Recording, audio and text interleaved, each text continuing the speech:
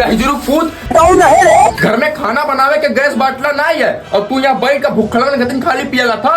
अगर आज संध्या भर में गैस बाटला भरा ना लाए तो यह फाइनमा जो नहीं बा गणियम डाल दिया। अरे मनकिन जाना तू गैस के महामारी चला था, कहाँ से हम गैस लेके आई? रुक जा, कुछ जुगाड़ करी था। उठाइए ना। रुको जरा। हेलो प्रधान जी। हाँ कल्लू बाबू, का करत हो? अरे कहूँ नहीं है जात रहे डुमरियागंज मीटिंग में।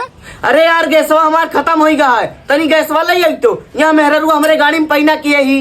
अरे यार कबो काबो धनिया पुदीना काटे खाए, कबो काबो मेहरारू गाड़ मारती। अब कहा तो खाना बनाओ, गैस नहीं है या हमारे खुद गैस नहीं आटत बाय। तो सोच लियो प्रधान, आज हमारे घर में खाना ना बना तो अपन वोट तू भुला ही जायो।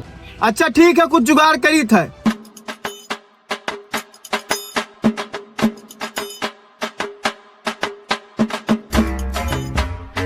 नहीं सारुण के यहाँ कुछ तो गड़बड़ है, जरूर कोई ना कोई गड़बड़।